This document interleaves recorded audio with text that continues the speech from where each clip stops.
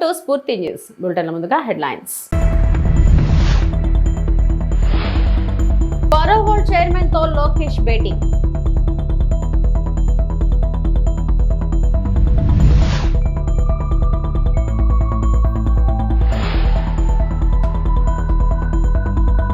AP high court న్యాయమూర్తిగా justice Bhattu ప్రమాణ స్వీకారం చేయించిన దేవానంద్.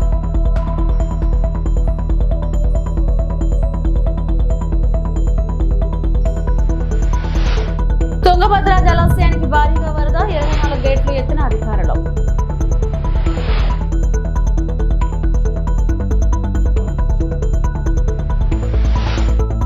ఏపీలో ఎంపిక చేసిన ఒక ఐటీఐలో రెన్యూబుల్ ఎనర్జీపై ప్రత్యేకంగా నైపుణ్య శిక్షణ ఇచ్చేందుకు ever world green energy private limited chairman Simon tan అంగీకారం తెలిపారు.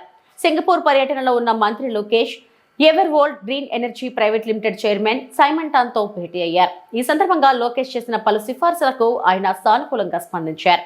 2029 నాటికి ఏపీలో 160 గిగావాట్ల పునరుత్పాదకం ఇంధన సామర్థ్యం కలిగి ఉండాలని లక్ష్యంగా పెట్టుకున్నట్లు లోకేష్ వివరించారు. దీనికోసం ఇంటిగ్రేటెడ్ గ్రీన్ ఎనర్జీ పాలసీ 2024ని ప్రకటించామన్నారు.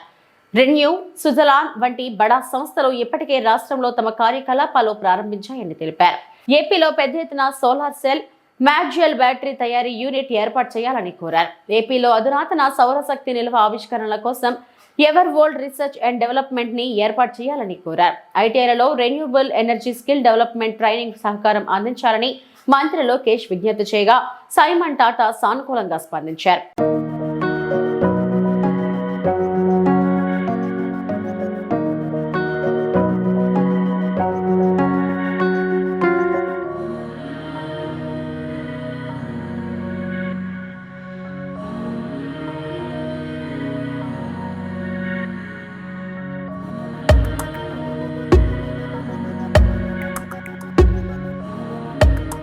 ఏపీ హైకోర్టు న్యాయమూర్తిగా జస్టిస్ భట్టు దేవానంద్ ప్రమాణ స్వీకారం చేశారు. హైకోర్టు సీజర్ జస్టిస్ ధీరత్ సింగ్ ఠాకూర్ ఆయనతో ప్రమాణం చేయించారు. జస్టిస్ భట్టు దేవానంద్ రాకతో ఏపీ హైకోర్టులో న్యాయమూర్తుల సంఖ్య 29కి చేరింది. ఏపీ హైకోర్టులో ఆయన 4వ స్థానంలో కొనసాగుతారు. జస్టిస్ దేవానంద్ పదవీ కాలం 2028 ఏప్రిల్ 13 వరకు ఉంది.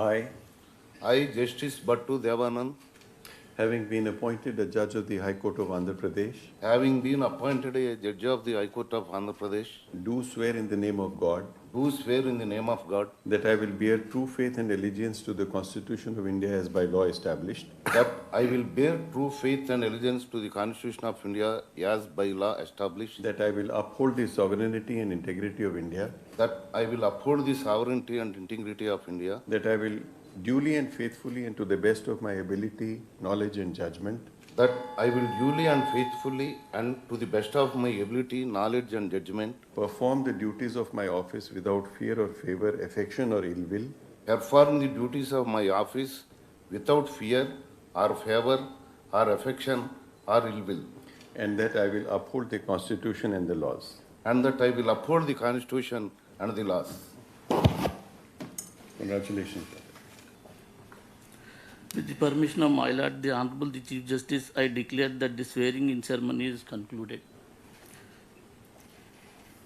With the permission of the Honorable the Chief Justice, I request all the honorable judges, their respective family members, the dignitaries to join refreshments arranged in the judges' lounge.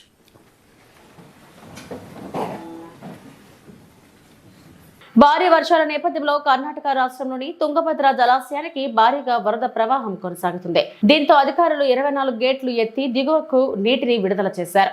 Tungabhadra పూర్తిస్థాయి నీటి నిల్వ సామర్థ్యం 105 టీఎంసీలు. ప్రస్తుతం జలాశయం నీటి నిల్వ 75.86 టీఎంసీలుగా కొనసాగుతుంది. తుంగభద్ర నదికి పెద్ద ఎత్తున వరద వస్తుండటంతో నదీ పరివాహక ప్రాంతాల ప్రజలు అప్రమత్తంగా ఉండాలని అధికారులు సూచించారు.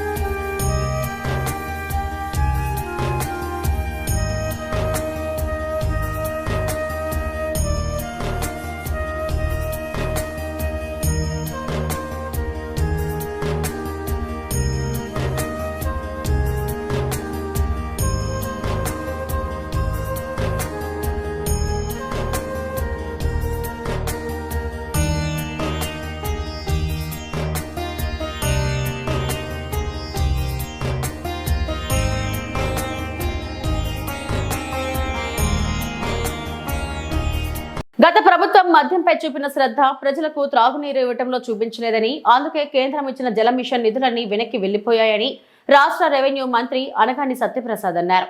పశ్చిమ గోదావరి జిల్లా మొగల్తూరు మండలం కాళీపట్నం గ్రామంలో జరిగిన సుపరిపాలన తొలి అడుగు కార్యక్రమంలో మంత్రి పాల్గొని మాట్లాడుతూ, రానున్న 4 ఏళ్ల కాలంలో రాష్ట్రాన్ని అభివృద్ధి పథంలో తీసుకెళ్లి భావితరాలకు కూడా మేలు చేయాలన్న లక్ష్యంతో కూటమి ప్రభుత్వం పాలన సాగిస్తుందన్నారు. గడిచిన 13 నెలల కాలంలో ముఖ్యమంత్రి చంద్రబాబు నాయుడు 57 ప్రజాహిత కార్యక్రమంలో పాల్గొని అనేక సమస్యలను పరిష్కరించారన్నారు. రాష్ట్రంలో అనేక జిల్లాల్లో తలెత్తిన భూ సమస్యలకు గత ప్రభుత్వమే కారణమని అనగాని మండిపడ్డారు. కాళీపట్నం భూ సమస్యను ముఖ్యమంత్రి దృష్టికి తీసుకెళ్లి పరిష్కారానికి కృషి చేస్తారని హామీ ఇచ్చారు. ఇంతకు ముందు గ్రామానికి విచ్చేసిన మంత్రికి గ్రామస్తులు ఘనస్వాగతం పలికారు. కార్యక్రమంలో ప్రభుత్వ బొమ్మిడి నాయకర్, చైర్మన్లు షరీఫ్ కొల్లు, పెద్దిరాజు, టీడీపీ ఇన్ఛార్జ్ రామరాజులు పాల్గొన్నారు. అయితే దాంట్లో 6 లక్షలు అన్యాయంగా జరిగిన పరిస్థితి మనం చూస్తున్నాం. అందుకనే దాని మీద కూడా అధ్యయనం చేస్తాను. ఇనాం భూముల మీద అధ్యయనం చేస్తాను. ఇట్లాంటి ఎస్టేట్ భూముల మీద అధ్యయనం చేస్తాను.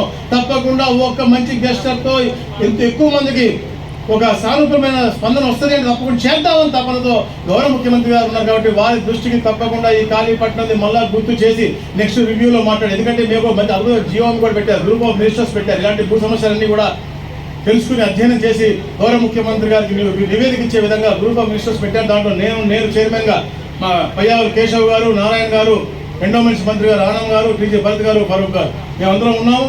దీని మీద ప్రత్యేకంగా మాట్లాడి దీనికి పరిష్కార మార్గం ఇక్కడి నుంచి సబ్ కలెక్టర్ ఆఫీస్కి వెళ్తా ఉన్నాను. అక్కడ కూడా ఆఫీసర్స్తో కూడా మాట్లాడి దాని పరిష్కార మార్గం కూడా చూసుకుని ఏం చేస్తే గవర్నమెంట్ ఎలాంటి డెసిషన్ తీసుకుంటే గవర్నమెంట్కి ఫైనాన్షియల్ బర్డెన్ ఎక్కడ ఉండదు. కాబట్టి దానికి ఎలాంటి డెసిషన్స్ పొందుతాం గౌరవ ముఖ్యమంత్రి గారికి నివేదిక ఇచ్చి దీని పరిష్కారం కోసం తప్పకుండా కృషి చేస్తానని చెప్పేసి కూడా మీ హామీ ఇస్తా ఉన్నాం. తప్పకుండా ఏదైతే మీ నాయకులు ఉన్నారు రామరాజు గారు, అలాగే బొమ్మిడి నాయకులు గారు ఎప్పుడు కూడా తపన పడతా ఉన్నారు ఈ ప్రాంత ఈ సమస్య పరిష్కరించడం కోసం. మీ ద్వారా ఈ రాష్ట్రంలో కూడా చాలా దగ్గర సమస్య పరిష్కారం అయ్యే మార్గం మేము తప్పకుండా చూస్తామని తెలియజేసుకుంటూ చాలా సంతోషం. ఎందుకంటే చాలా మందికి ఉపయోగపడితే తప్పకుండా చేద్దాము అని ఈ ప్రభుత్వం ముందు పనిచేస్తూ ఉంది. దాంట్లో భాగంగానే ఎల్ఆర్ఎస్ నిన్ననే క్యాబినెట్లో క్లియర్ అయింది. ల్యాండ్ రెగ్యులేషన్ అంతా కూడా అయిపోతుంది. బట్ బిల్డింగ్ రెగ్యులేషన్ కొంచెం రూల్స్ పెట్టాలి కాబట్టి పోస్ట్ పోన్ చేశాము. దాన్ని అధ్యయనం చేస్తాను. అలాగే రాష్ట్రంలో ఎక్కడ ఏ పేదవాడికి కూడా భూమి పరమైనటువంటి సమస్య ఉండకూడదని చెప్పేసి చంద్రబాబు నాయుడు గారు ఎప్పుడు చెప్తా ఉన్నారు. ఇప్పుడు దాకా ఒక 10 సార్లు రివ్యూ కూడా చేశారు. మేము కూడా వీటిపై అధ్యయనం చేస్తా ఉన్నాం. ఎందుకంటే మీడియా కథనాలపై స్పందించిన చింతలపూడి ఎమ్మెల్యే రోషన్ కుమార్, ఏలూరు జిల్లా జంగారెడ్డిగూడెం నుండి ఏలూరు వెళ్లే ప్రధాన రహదారిలోని దేవులపల్లి నుండి తడికలపూడి వరకు రోడ్డు కుంటలు పడి వాహనదారులకు ప్రమాదకరంగా మారింది అనే వర్ష మీడియా కథనాలకు స్పందించిన చింతలపూడి నియోజకవర్గ శాసనసభ్యులు సొంక రోషన్ కుమార్ దగ్గర ఉండి రోడ్డును జేసీపీ ప్రొక్లైనర్ ద్వారా దగ్గరుండి మరమ్మతులు చేయించనున్నారు. ఇందువలన కామరకోట మండలంలోని ప్రజలందరూ శాసనసభ్యులకు అభినందనలు తెలియజేస్తున్నారు. ఇలాగే చింతలపూడి నియోజకవర్గంలోని అన్ని రోడ్లను బాగు చేయించాలని ఇక్కడ ప్రజలు కోరుకుంటున్నారు.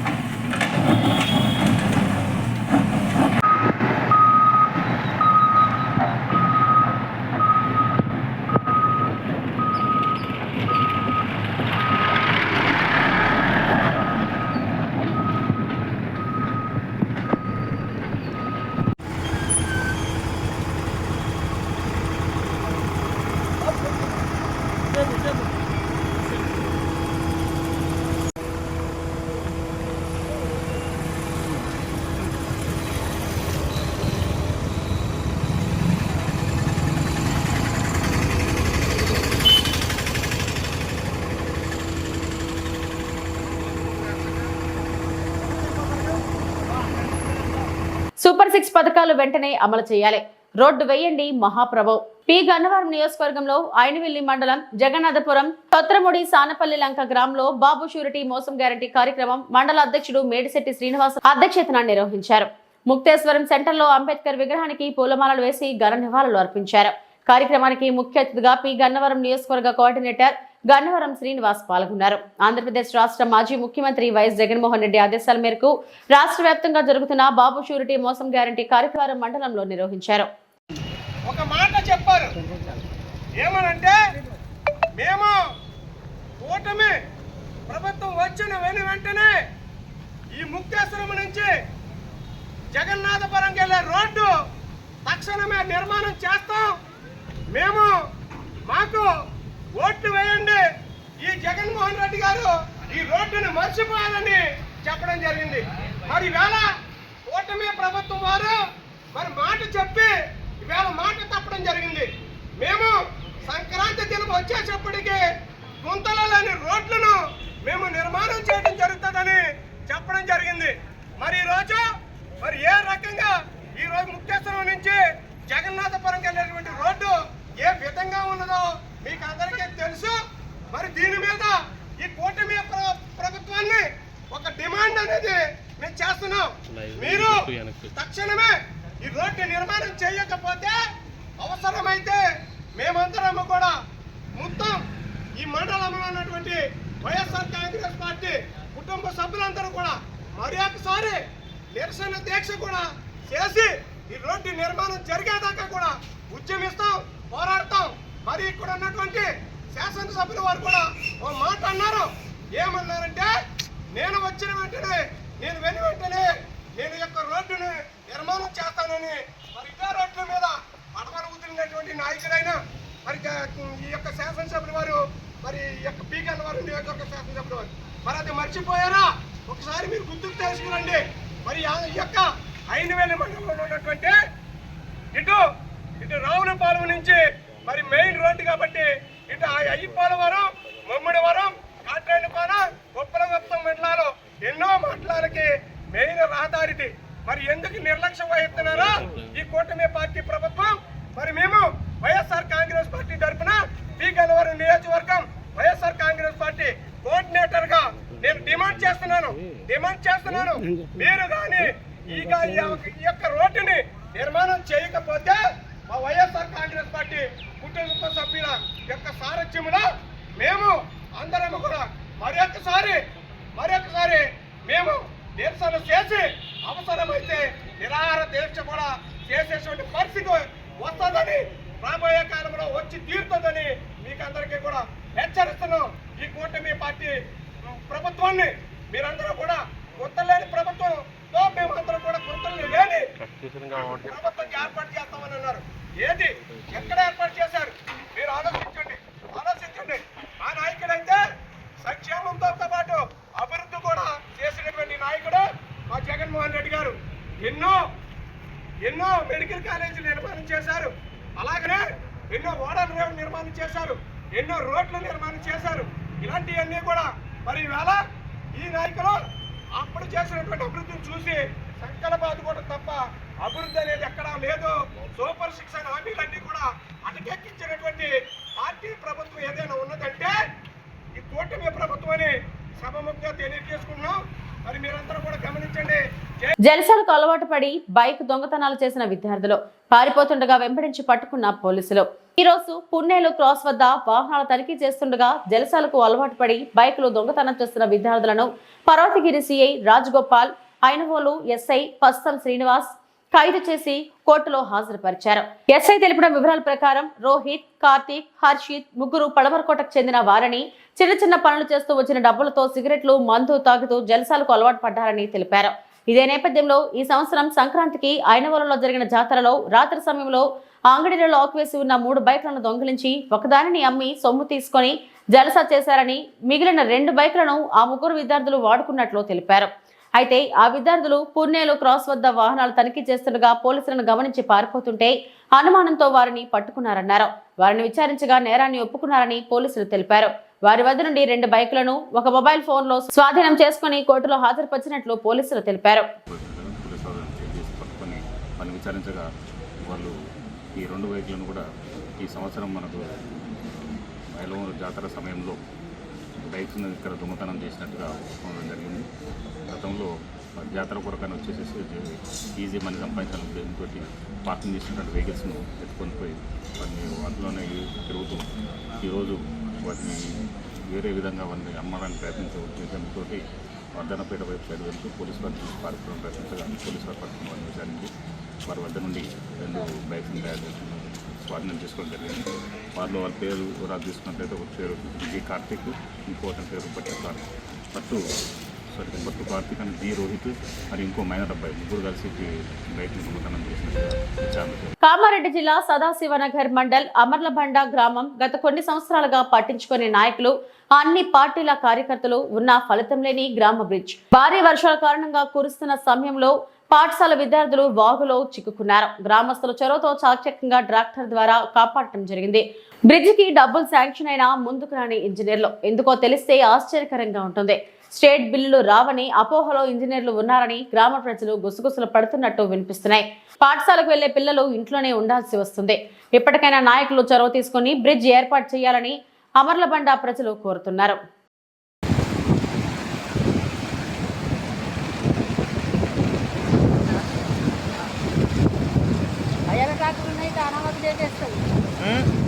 వర్షాకాలం అవ్వాల్సినప్పుడే లేపే పట్టింది కదా ఈ గుండు కావాలంటే కొట్టచ్చు.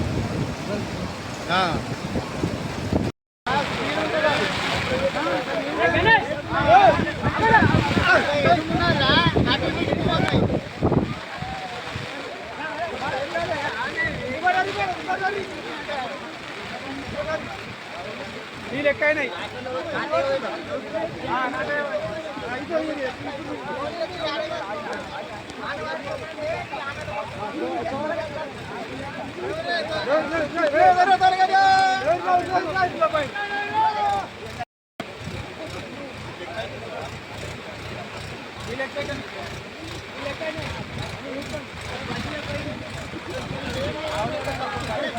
రంపచోడవరంలో 2 దొంగలను అరెస్టు చేసిన పోలీసులు.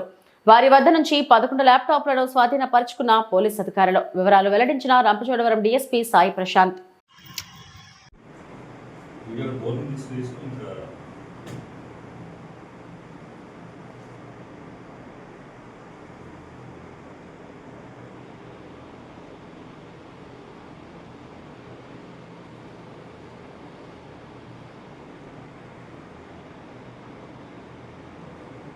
గవర్నర్ గా అశోక్ గజపతిరాజు బాధ్యతలు చేపట్టడం ఉత్తరాంధ్రకే గర్వకారణం.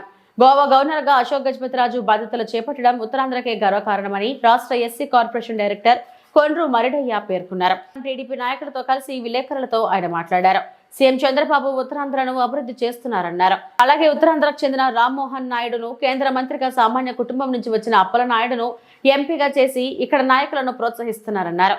వైసీపీ ప్రభుత్వం అశోక్ గజపతిరాజును అవమానించిందని గుర్తు చేశారు. నేడు చంద్రబాబు నాయుడు ఉత్తరాంధ్ర నాయకులకు ఉన్నతమైన పదవులు ఇస్తున్నారని పేర్కొన్నారు.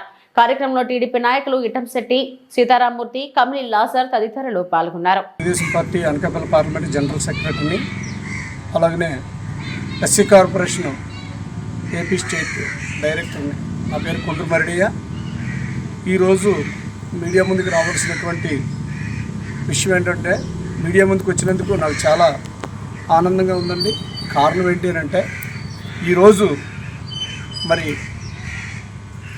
గౌరవనీయులైనటువంటి ముఖ్యమంత్రి గారు, తెలుగుదేశం పార్టీ జాతీయ అధ్యక్షుల వారికి ఉత్తరాంధ్ర నుంచి ప్రత్యేకమైనటువంటి ధన్యవాదాలు. ప్రభుత్వం ఉత్తరాంధ్ర వైపు దృష్టి సాధించడం మరి ఉత్తరాంధ్ర జిల్లాల ప్రజల అదృష్టంగా భావిస్తూ మరి ఈ కార్యక్రమంలో స్టేట్ కార్పొరేషన్ డైరెక్టర్ కొండ్రు మన్నయ్య గారు, అలాగే సీనియర్ తెలుగుదేశం నాయకులు కమిలి లాజర్ గారు కూడా పాల్గొన్నారు. అలాగే మరి ఉత్తరాంధ్రకి గత ప్రభుత్వం ఏం చేసింది, ఈ ప్రభుత్వం ఏం చేయబోతుంది అని మనం కంపేర్ చేసుకుంటే, గత ప్రభుత్వం మాయ మాటలు, మోసపూరితమైన మాటలు చేసి ఈ ప్రాంతం ముందే వెనకబడ్డ ప్రాంతం ఉత్తరాంధ్ర జిల్లాలంటే, ఈ వెనకబడ్డ జిల్లాలని మాయ మాటలతోటి మోసం చేసి ఎలా మోసపోతారో ఇంకా మోసం చేశారు. అంతే తప్ప 3 రాజధానులు అంటూ కర్నూలు అని, విశాఖపట్నం అని, తర్వాత ఏమో అమరావతి అని చేసి చివరికి ఆ ఋషికొండ పర్యాటక ప్రాంతంగా ఉండేది. నవ్యాంధ్రప్రదేశ్కే ఋషికొండ అంటే ఒక స్పెషల్. అలాంటి కొండని గుండు కొరిగేసేసి అసలు రుషికొండ ఎక్కడ ఏమైంది ఎక్కడికి పోయింది అనే పరిస్థితికి తీసుకొచ్చి ఆయన విలాసానికి ఆయనకి అందానికి ఆయన ఆలోచనకు తగ్గట్టుగా నిర్మాణం చేసుకున్నారు. కానీ అదే ఆయన కొంప ముంచి కొల్లేరు చేసింది. ఎందుకంటే ఆ రుషికొండ పర్యాటక ప్రాంతం ఎంతోమంది మహానుభావులు వచ్చి ఇచ్చేసినటువంటి ప్రాంతం అది.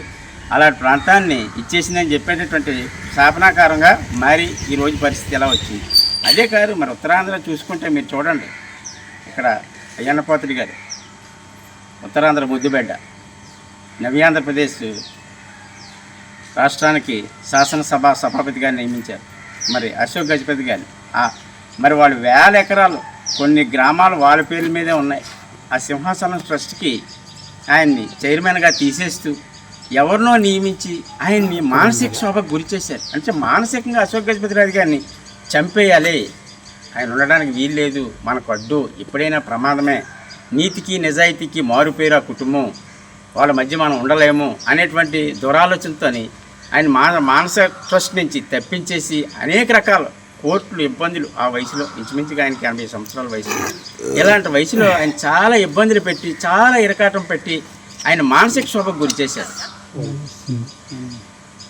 కాబట్టి అంటే ఉత్తరాంధ్రకి కూటమి ప్రభుత్వం మట్టుకు మాత్రం ఉత్తరాంధ్ర జిల్లాలో ఏదేమైనా సస్యశ్యామలం చేయాలి అనేది ఈరోజు కూటమి నాయకులు ఎవరు చంద్రబాబు నాయుడు గారు కానివ్వండి, పవన్ కళ్యాణ్ కానివ్వండి, అలాగే నరేంద్ర మోడీ గారు కానివ్వండి, ఏది అడిగితే అది కాకుండా ఆంధ్ర అభివృద్ధికి వారు అడ్డు లేకుండా, ఆంధ్ర అంటేనే జనాభాతో కూడిన రాష్ట్రం కానీ ధనిక రాష్ట్రం కాదు, ఆ రాష్ట్రాన్ని అన్ని విధాలుగా కూడా మన పూర్తి చేయాలా. అలాగే పోలవరం కోసం దేన్ని అడుగుతుంది ప్రధానమంత్రి గారు వెంటనే నిధులు మంజూరు చేయడం, అలాగే అమరావతి నిర్మాణం కోసం ఏది అడుగుతుంది వెంటనే నిధులు మంజూరు చేయడం, అన్ని విధాలుగా కూడా కేంద్ర గవర్నమెంట్ కూడా రాష్ట్ర గవర్నమెంట్కి సహకరిస్తున్నందుకు మరొకసారి ధన్యవాదాలు తెలియజేస్తూ సెలవు తీసుకుంటాం. ఏలూరు జిల్లా కొయ్యలగూడెం మండలం బయ్యన్నగూడెంకు చెందిన మహిళ కువైట్ లో చిక్కిపోయిన ఘటన కుటుంబ సభ్యులలో ఆందోళన కలిగిస్తుంది. బతుకు తెరువు కోసం వెళ్లి కువైట్ లో చిక్కుకున్న సుమా అనే మహిళను ఇండియాకు రప్పించాలని ఆమె కుటుంబ సభ్యులు ఆవేదన చెందుతున్నారు.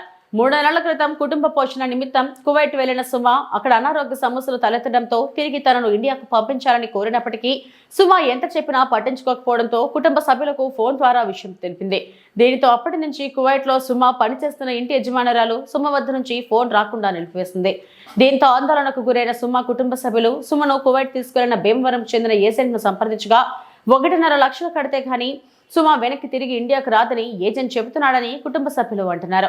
దీనితో ఎలాగైనా సుమను ఇండియాకు రప్పించి తమ వద్దకు తిరిగి రప్పించాలని భర్త వెంకటరమణ తన 3 పిల్లలు అత్తమామలు కోరుతున్నారు. ముగ్గురిని ఇవిడే చూద్దామండి.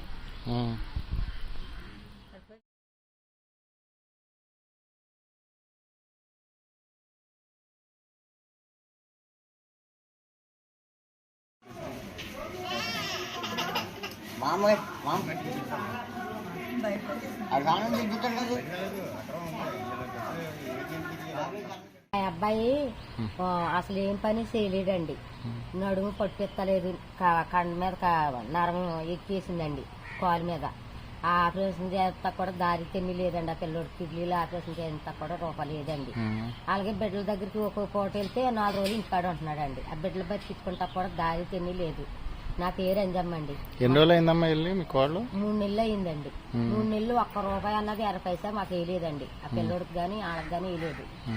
అదంటే ఇంటి అమ్మరోడికి డబ్బులు కట్టాలని అవన్నీ డిలీట్ చేసేసారంటండి. ఆ డిలీట్ చేసిన బాధ వచ్చేసేసి కోపం వచ్చి ఇసుకున్నాడని తిట్టారని తిట్టారంటండి. మేడం చెప్పిందంట, ఏజెంట్స్ చెప్తే ఆ మేడం ఏమో వీళ్ళగా నాకు ఫోన్ చేశారు, మీరు ఎస్సీ గారికి ఫోన్ చేశారంట, 1,50,000 గడిచేనే కానీ నేను పంపను అని అంటున్నారు అక్కడ. ఇవి ఇప్పటికున్న బులెటిన్ అప్డేట్స్. నమస్తే.